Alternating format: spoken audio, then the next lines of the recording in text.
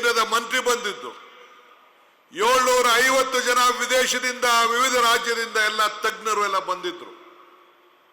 ಆ ಸಮ್ಮೇಳನವನ್ನ ನಿನ್ನೆ ಇವತ್ತು ನಡೀತಾ ಇದೆ.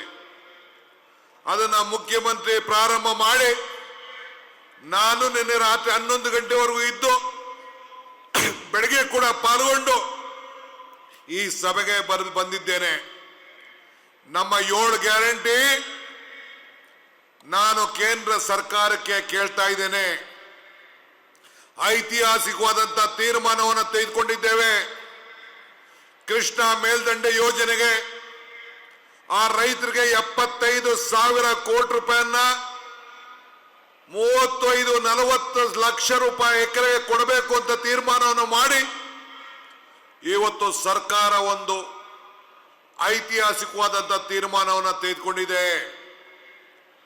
ಕಾವೇರಿ ಯೋಜನೆಗೆ ಇವತ್ತು ಬ್ಯಾಲೆನ್ಸಿಂಗ್ ರಿಸರ್ವರ್ಗೆ ನಮ್ಮ ಲಾಯರ್ಗಳು ನಮ್ಮ ಕಾಲದಲ್ಲಿ ನಮ್ಮ ಮಾರ್ಗದರ್ಶನದಂತೆ ಹೋರಾಟವನ್ನು ಮಾಡಿ ಆ ಮೇಕೆದಾಟಿಗೆ ತಮಿಳುನಾಡಿಗೆ ಹಾಕಿದಂತ ಕೇಸನ್ನ ವಜಾ ಮಾಡಿಸಿ ಕೇಂದ್ರ ಸರ್ಕಾರ ವಾಟರ್ ಕಮಿಷನ್ ತೀರ್ಮಾನವನ್ನು ಮಾಡಬಹುದು ಅನ್ನೋದನ್ನ ಹಕ್ಕನ್ನ ಇವತ್ತು ಕೊಟ್ಟಿದೆ. DPR ತಯಾರು ಮಾಡ್ತಾ ಇದ್ದೇವೆ, ಮರು DPR ತಯಾರು ಮಾಡ್ತಾ ಇದ್ದೇವೆ. ಇವತ್ತು ಮಾದಾಯಿ ವಿಚಾರದಲ್ಲಿ ಇವತ್ತು ಫಾರೆಸ್ಟ್ ಕ್ಲಿಯರೆನ್ಸ್ ಕೊಟ್ಟಿಲ್ಲ. ಏನ್ ತೊಂದರೆ ಇದೆ? ಇವತ್ತು ನಮ್ಮ ಎತ್ತಿನೊಳೆ ಯೋಜನೆಗೆ ಮಧ್ಯದಲ್ಲಿ ಫಾರೆಸ್ಟ್ ಅದನ್ನು ಕೂಡ ಕುಡಿಯೋ ನೀರನ್ನು ಕೊಡಬೇಕು ಅಂತೇಳಿ ಸುಮಾರು 15,000 ಕೋಟಿಗಾಲೆ ಬಂಡವಾಳ ಹಾಕಿದ್ದೇವೆ.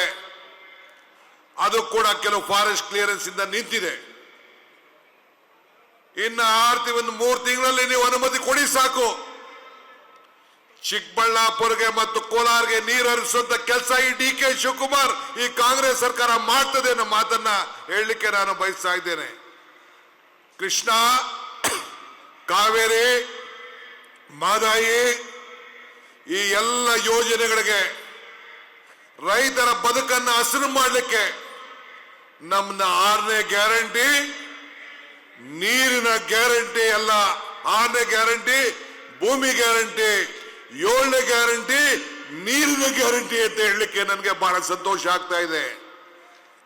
ಪ್ರತಿಯೊಬ್ಬರಿಗೂ ಕೂಡ ಕುಡಿಯೋ ನೀರನ್ನ ಕೊಡಬೇಕು, ವ್ಯವಸಾಯಕ್ಕೆ ನೀರನ್ನ ಕೊಡಬೇಕು, ಕೆರೆಗಳನ್ನು ತುಂಬಿಸಬೇಕು, ಅಂತರ್ಜಲವನ್ನು ಹೆಚ್ಚಿಸಬೇಕು.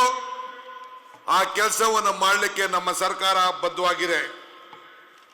ಬಂಧುಗಳೇ, ತಮ್ಮ ನಾನು ಕೇಳ್ತಾ ಇದ್ದೀನಿ ಬಿಜೆಪಿಯವರಿಗೆ, ಇವತ್ತು ನಮ್ಮ ಕಾಲದಲ್ಲಿ ಬಿಜೆಪಿಯವರು ಕೇಳ್ತಾ ಇದ್ದೀನಿ, ನಮ್ಮ ಕಾಲದಲ್ಲಿ ಉಳುವನಿಗೆ ಭೂಮಿ ಕೊಟ್ಟು ಆಶ್ರಯ ಕೊಟ್ಟು ನೀವೆಲ್ಲ ಭಾವನೆ ಮೇಲೆ ರಾಜಕಾರಣ ಮಾಡ್ತಾ ಇದ್ದೀರಿ, ನಾವು ಬದುಕಿನ ಮೇಲೆ ರಾಜಕಾರಣ ಮಾಡ್ತಾ ಇದ್ದೀವಿ. ಆರಾಧನಾ ಕಾರ್ಯಕ್ರಮ ಇವತ್ತು ನಮ್ಮ ಬಂಗಾರಪ್ಪನವ್ರ ಕಾಲದಲ್ಲಿ ಆರಾಧನಾ ಅಂತ ಶುರು ಮಾಡಿದವು. ಹಳ್ಳಿ ಇಲ್ಲಿರುವಂತಹ ದೇವಸ್ಥಾನಗಳಿಗೆಲ್ಲ ಹಣ ಕೊಟ್ಟು ಅದಕ್ಕೆ ಸುಣ್ಣ ಬಣ್ಣ ಹೊಡೆದು ರಿಪೇರಿ ಮಾಡುವಂತ ಕೆಲಸ ನಾವು ಮಾಡ್ತು.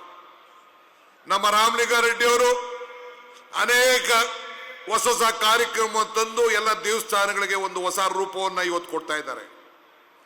ಅವರು ಬರೋರಿದ್ರು, ಆರೋಗ್ಯ ಸರಿ ಇಲ್ಲ ಅಂತ ಕೊನೆಗಳಿಗೆ ವಾಪಸ್ ಆದ್ರು. ಇವತ್ತು ಆರಾಧನಾ ಏನ್ ದೇವಸ್ಥಾನ, ದೇವ್ರ ಭಕ್ತಿ, ದೇವರ ಹೆಸರು ರಾಮ, ಹನುಮಂತ, ಶಿವ, ವೆಂಕಟೇಶ್ವರ ಬರೀ ನಿಮ್ಮ ಆಸ್ತಿನ?